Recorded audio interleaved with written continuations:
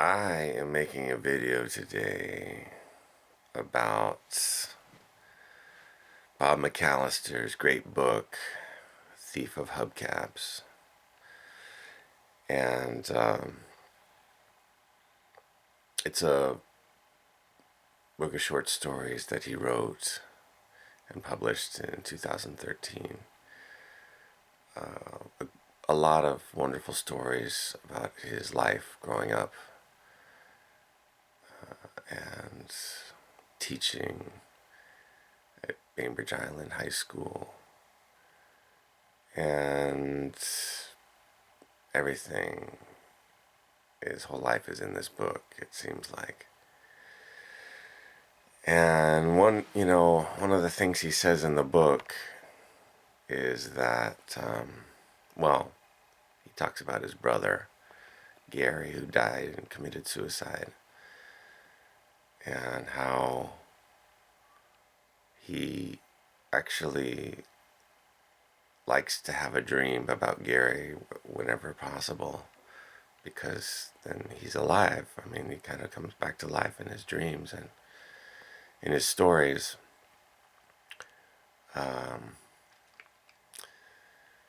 Which, in the spirit of storytelling, that's kind of what it's all about, right? So here's a story I've got to tell about Mac, and it's set in 1983, the summer of 83, when Mac was performing in the musical Oklahoma. He was the bad guy in Oklahoma, and I was playing drums in the band for the production. It was a community theater production on Bainbridge Island, held in a giant white circus tent set up in the parking lot down the street from the high school. And he was great. Every night he just captured the attention of everyone in the audience. He was sinister, he was vile, he was frightening in his portrayal of Judd, the hired farmhand. And his big line that I always remember was,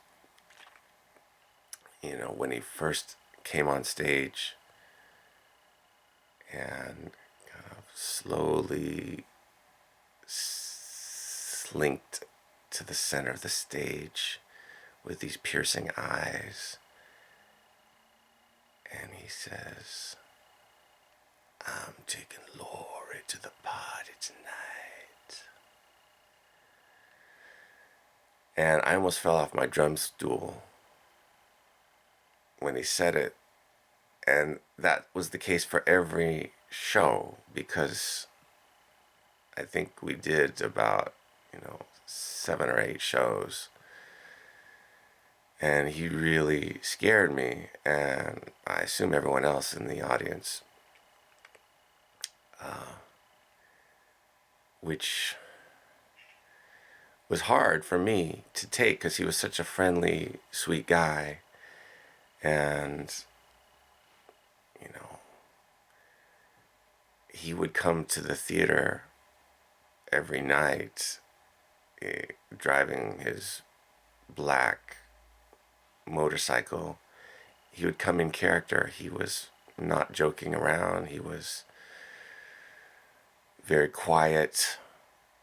He would leave pretty quickly after the show and, burn out on that motorcycle. And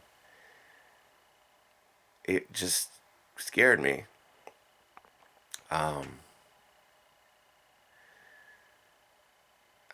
Then one night, after the show, I didn't have a ride home, and the word must have gotten out. And does anybody, you know, live down in the southern part of the island give the drummer a ride home? And Mac lived down in Port Blakely, close to where I lived. And he said, I'll give the boy a ride home.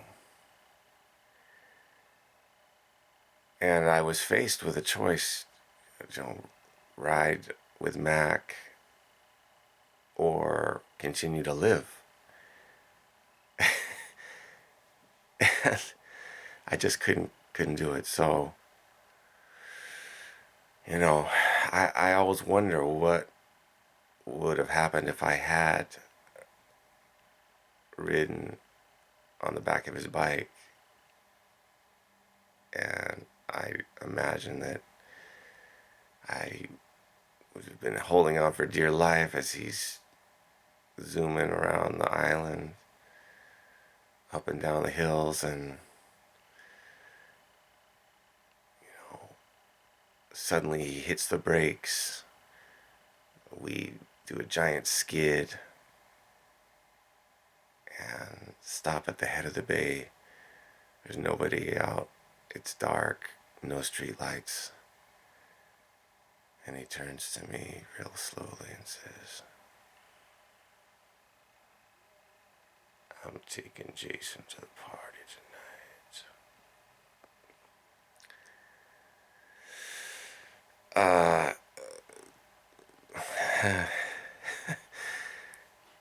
A couple of weeks later, school started up again, and I was in class, McAllister's class, first day of school.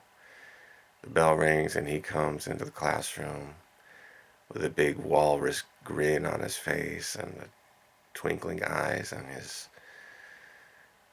pink Converse tennis shoes and green socks. And it was like nothing had ever happened, you know. I mean, this evil character was now gone, and the old Mac was back, wearing his green socks. And those socks really got me. I know a lot of people remember his shoes, all the different colors, but it was the socks that inspired me, you know. I felt like, well, if Mac can wear green socks, then